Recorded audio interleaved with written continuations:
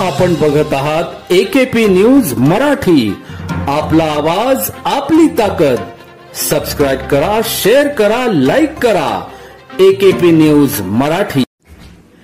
ST बसमध्ये बसण्यासाठी जागा नसल्याच्या क्षुल्लक कारणावरून प्रवासी आणि वाहकांमध्ये वाद होऊन प्रवाशांनी वाहकास कंडक्टर्स यास जबर मारहाण केल्याची धक्कादायक घटना बुधवार दिनांक 1 जानेवारी रोजी मनमाड येथील एसटी बस स्थानकावर घडली। या घटनेमुळे एसटी बस चालक, वाहक व कर्मचाऱ्यांमध्ये संतापाची लाट उसळली आहे। या प्रकरणी मारहाण झालेल्या वाहकाने पोलीस स्थानकात तक्रार दिली असून त्याच्या तक्रारीवरून पोलिसांनी अज्ञात 4 ते 5 प्रवाशांविरुद्ध गुन्हा दाखल करण्यात आला आहे। या घटनेमुळे सुमारे 1 तास एसटी बस स्थानकावर खोळंबली होती। त्यामुळे इतर प्रवाशांना नाहक मनस्ताप सहन करावा लागला।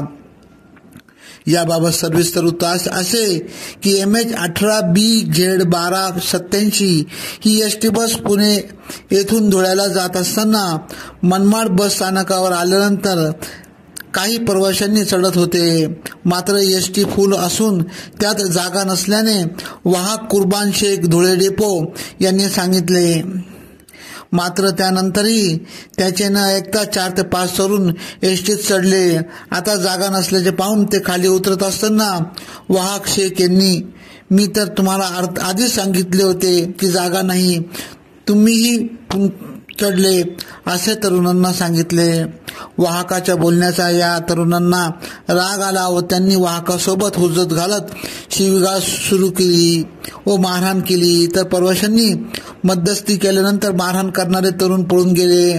या मारहाणीत वाहक शेख यांना मुका मार लागला असून त्यांनी पोलीस स्थानकात जाऊन तक्रार दिली। त्याच्या तक्रारीवरून पोलिसांनी अज्ञात प्रवाशांविरुद्ध गुन्हा दाखल करून तपास सुरू केला आहे। या घटनेची माहिती मिळाल्यानंतर इतर वाहक, चालक आणि कर्मचाऱ्यांमध्ये तीव्र असंतोष निर्माण झाला। त्यांनी या मारहाणीचा निषेध करत दोघांविरुद्ध कठोर कारवाई करण्याची मागणी केली। एकेपी न्यूज साठी ब्युरो चीफ अनवर खान पठाण, नाशिक।